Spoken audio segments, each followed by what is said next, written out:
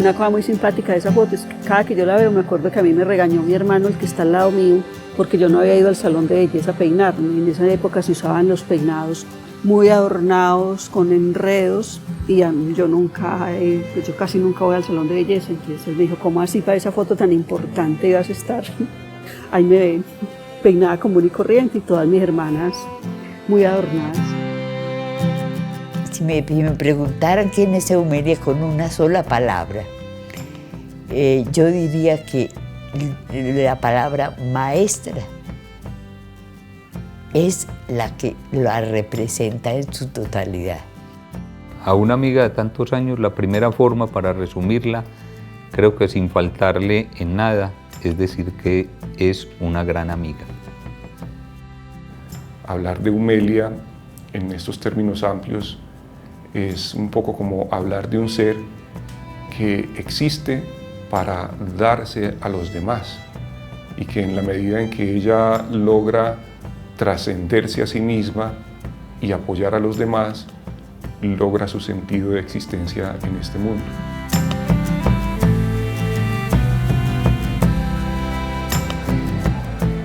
Yo diría que mi misión en la vida, si uno puede hablar en esos términos, ha sido la de ser maestra, pues la de educar, la de compartir. Desde muy pequeña, mi mamá me cuenta que yo encerraba a los niños en la casa de las 70 cuando vivíamos en Belén, en una piecita o en un baño, y de ahí les enseñaba. ¿Cuál es la autenticidad de ese documento? ¿Por qué la investigación documental se puede denominar como una estrategia de investigación social? Me llamo María Eumelia Galeano Marí. Soy la quinta de una familia de 10 hermanos, antioqueña, de origen netamente campesino, de aquel grupo de campesinos que pensaron durante su vida que la herencia mejor que podían dar a sus hijos era la educación. Nacimos en el Peñol, en el antiguo Peñol, en el viejo Peñol. Ahí estuve hasta los 10 años, terminé la primaria, en el Peñol, en el Colegio de las Monjas Capuchinas, y luego, a raíz del proyecto de la represa, eso fue en el año 60, ya se empezaba a hablar de que el Peñol iba a ser completamente inundado, y el proceso de la represa, a pesar de lo doloroso que fue, para ellos fue como la posibilidad de vender lo que ellos tenían en el viejo pueblo y trasladarse a iniciar una nueva vida con los 8 hijos en ese momento. Nos vinimos a Medellín. Yo inicié en bachillerato en el CEFA.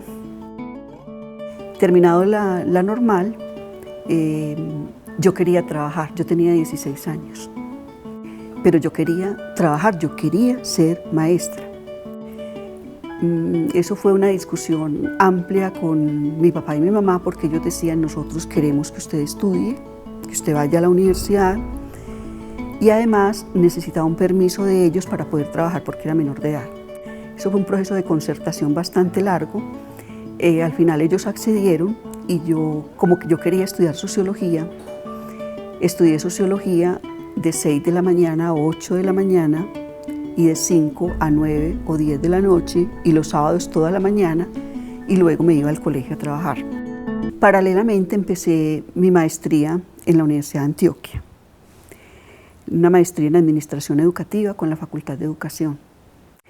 Ahí tuve la oportunidad de conocer a quien era el vicerrector académico en ese momento, que a su vez era profesor de la maestría, y él me dijo que por qué yo no me presentaba a un concurso para docentes. ¿Qué dijeron los expertos sobre los documentos que se les puso a la mano para que miraran su autenticidad, su relevancia? Porque un experto puede decir, por ejemplo, este documento es central, sin este documento usted no puede realmente dar cuenta de esa problemática en ese periodo histórico, ¿sí? Entonces, la memoria metodológica para mí es un instrumento o una forma muy importante de validación del informe y del proceso investigativo. Tenía una hermana que vivía en ese momento en Inglaterra, estaba casada con un inglés y estaba iniciando pues como su vida allá. y ella me dijo que me fuera a estudiar allá. Yo me fui, exploré universidades, lo que yo quería era desarrollo latinoamericano. Y allí vivía en unas residencias estudiantiles, eran unas torres gigantes. Entonces fue como abrir la mente no solamente a Europa, porque ahí había de Francia, de España, de Polonia, sino abrir el mundo, por ejemplo, a la Unión Soviética. Me tocó estudiar con una señora rusa, con una de Argelia, por ejemplo, con de África, en fin. Así fue como yo conocí a Hassan, mi esposo, ¿cierto? Desde mi punto de vista, la Universidad de Antioquia ha sido como una cuna para Omelia. Todo lo que hacía estaba enfocado en los actos de servir a la universidad, cosa que apreciaba mucho, porque en la universidad le dieron muchas oportunidades, tenía tiempos más o menos flexibles, en el sentido dejaba que el profesor investigaba y daba oportunidades para abrir nuevas formas de investigación, para colaborar con los estudiantes y demás. Entonces la casa era mucho más pequeña, era una sola planta, era monte afuera. Nosotros llevábamos como 3 o 4 años intentando tener hijos, no habíamos podido. Y de pronto vino una socióloga a la que yo le estaba dirigiendo una tesis de maestría y vino acá a la asesoría, vino acá a la casa, un domingo, no se me olvida. Y ella es de esas personas muy espontáneas, muy fronteras, y me dijo: ¿y ustedes qué están pensando de la vida con esta casa tan grande, cómo no tienen hijos? Y yo le dije: pues nosotros hemos intentado mucho, hemos trabajado mucho por tenerlos, pero no tenemos. Yo que te creía tan inteligente y como sos de bruta. Y yo: ¿por qué? Me dice: pues es que la única manera de tener hijos no es la vía biológica, está la vía de la adopción. Mi mamá para mí es amor pues en la familia, pues con nosotros y con todo, lo veo en todos los aspectos de la vida de ella. Pues para mí es la persona que yo más le tengo que agradecer en la vida por todo, por criarme, educarme. Ella yo le digo que es la mamá que más quería ser mamá en el mundo, porque pues ser mamá no es fácil. Y ella no podía tener hijos, pero quiso, pues los buscó y nos adoptó. Entonces eso es tener muchas ganas de ser mamá. Entonces, pues para mí ella es la super mamá. Yo he visto que mi mamá es una persona que se hace querer demasiado. Una mujer que es de principios y valores. Una mujer que siempre está dispuesta a ayudar a todas las personas. Si ella tiene la capacidad para hacerlo, ya lo va a hacer. ¿Ves? Eso es mi mamá como profesora para mí. No soy muy buena como con las palabras así para decírselo a mi mamá, pues a veces me cuesta mucho decir lo que siento. Igual yo creo que mi mamá, así uno no se lo diga, ella lo sabe. Y lo que me gustaría decirle es que muchas gracias por ser mi mamá, por haber tomado la decisión con mi papá de adoptarme, de adoptar a mis hermanos también, de querernos como nos quiere. Y gracias por la felicidad que nos ha brindado por tanto tiempo, por tantos años, y que yo sé que lo seguirá haciendo. Y yo miré a Hassan, y Hassan me dice: ay, pues si tú quieres, adoptamos. A los 3 meses ya teníamos a Amara en nuestra casa. Y después, al poco tiempo, me dice que va a adoptar unos mellizos. Y yo: pero por favor, pero ¿cómo que unos mellizos? Omelia, son 3, es que yo tengo 3 hijos y tener 3 hijos es un camello muy difícil. Y sin embargo, pues ella estaba decidida a que realmente un solo hijo era muy poco, y recibió pues sus mellizos. También estuve yo presente el momento en que se los entregaron.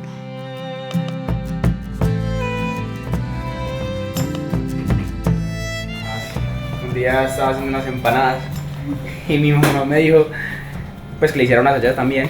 Y yo me fui, yo saqué las mías y me fui para mi pieza. Antes mi pieza era quedar en el tercer piso. Luego, cuando me han pasado como una hora, empezaron a gritar, ay, que la cocina, papi, mami. Y claro, y vinimos y la cocina ya estaba totalmente quemada. Hasta arriba. Hasta el techo casi se nos va el techo, pero no, ahí quedó. Ay, todavía está el techo. Pero entonces lo molestaba mucho porque él siempre decía que esa cocina era muy fea. Era la cocina de hace que 40 años que tenía de construir esta casa y era de acrílico verde. Entonces él siempre decía que esa cocina tan fea que cuando la vamos a cambiar, no, nos parece bonita, no necesitamos cambiar. Entonces le decimos que él la quemó para tener la oportunidad de cambiar la cocina.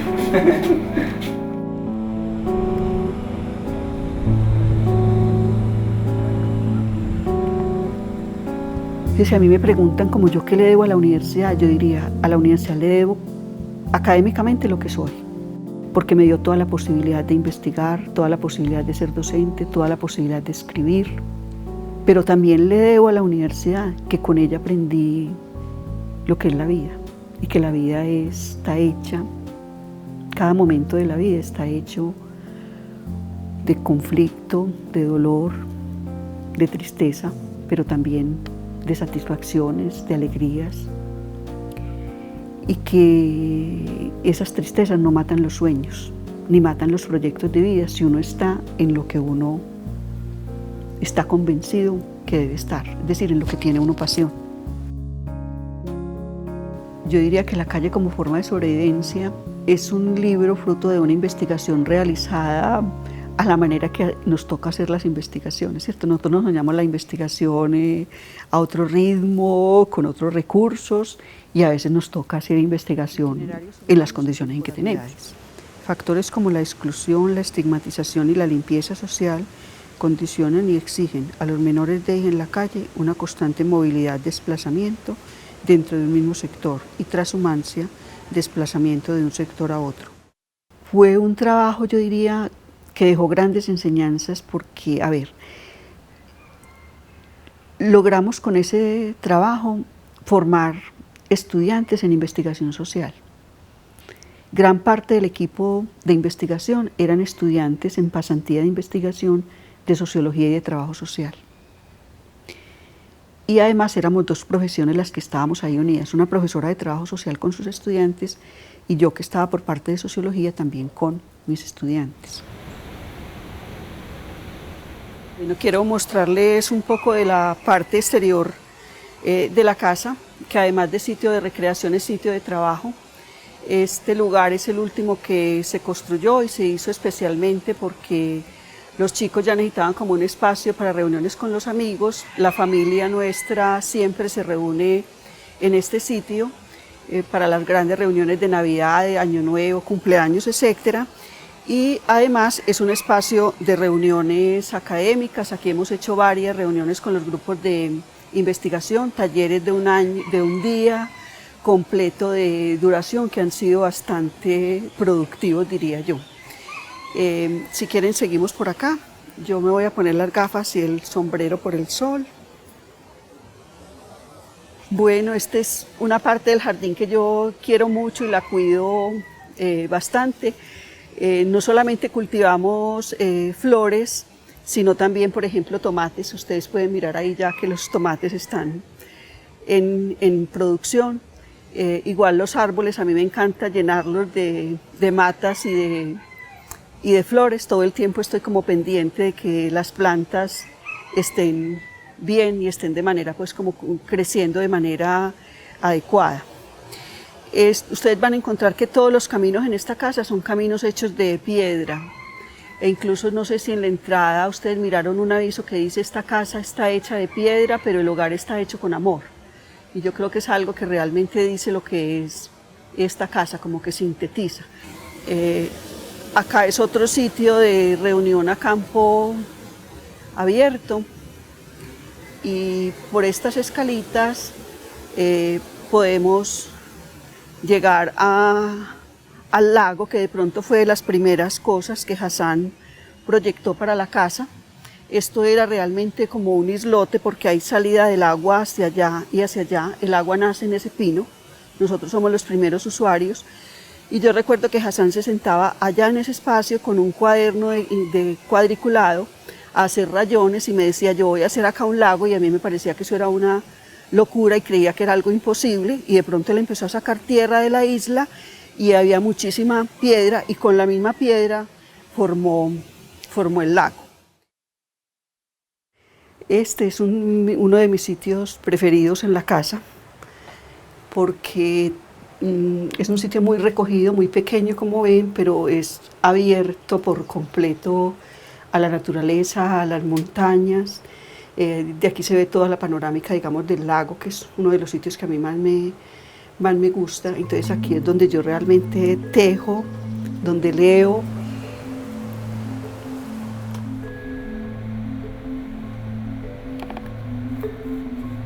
Cuando yo aprendí a tejer, cuando yo empecé a tejer, que como les dije fue para una terapia de las manos, yo me reía pensando en que cómo estaría gozando mi mamá viéndome tejer desde el lugar donde esté.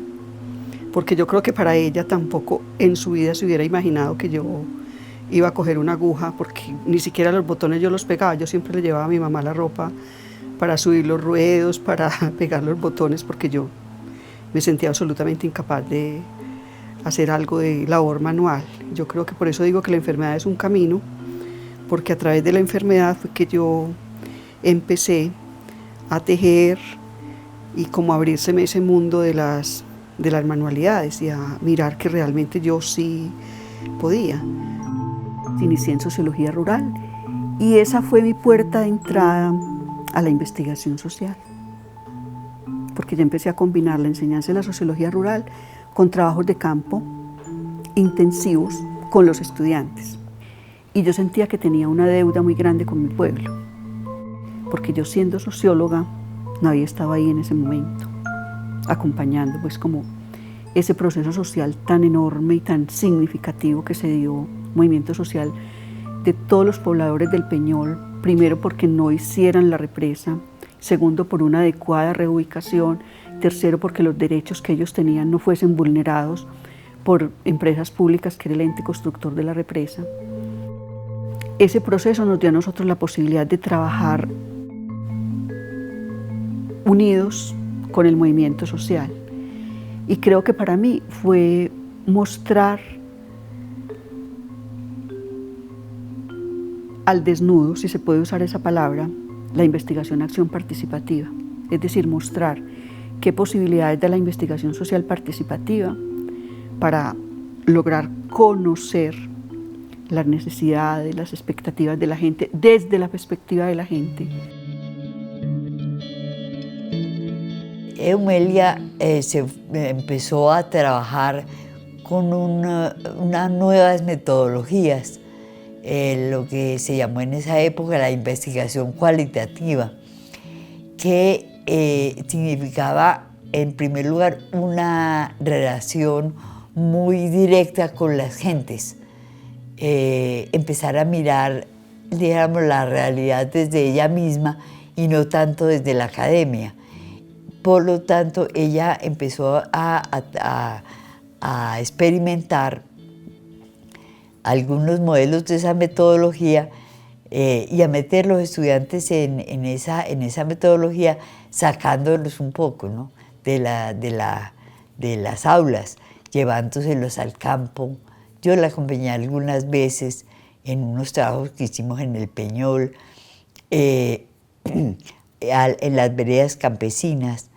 Digámoslo en los términos en los que nosotros lo decimos, se encarreta con las estrategias de la investigación cualitativa. Creo que fuimos en el grupo de educación de adultos, yo me atrevería a decir casi que pioneros en dos estrategias muy importantes. Una estrategia de la que este evento que ustedes están realizando forma parte, que es la estrategia Historias de Vida, como estrategia de investigación cualitativa.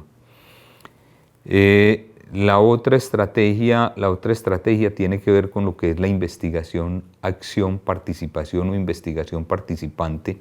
El grupo se vuelve estudioso de esa estrategia, el grupo desarrolla investigaciones alrededor de la estrategia de la investigación cualitativa y encontramos también una discusión interesante sobre lo que es la sistematización de las experiencias experiencias de vida.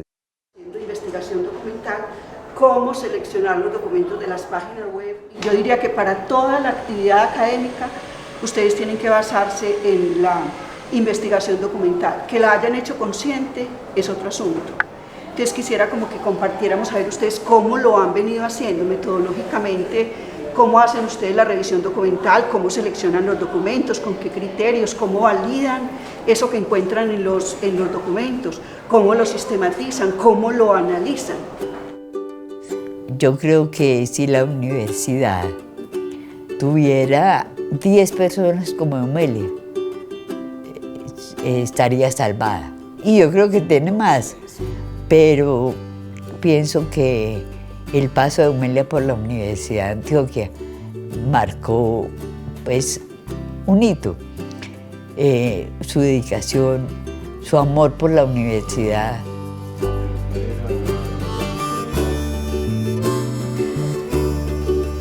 Pueden ver la cara de alegría en el momento de la adopción de Amara, el momento en que me están entregando a Amara en bienestar familiar. Yo no me imagino mi vida, no veo otra opción. Yo esa pregunta me la he hecho en algunos momentos de la vida. Y pensando, por ejemplo, en el grupo de sociólogos que nos graduamos, los caminos tan distintos que cada uno cogió. No, yo creo que mi vida es la docencia y la docencia en universidad pública.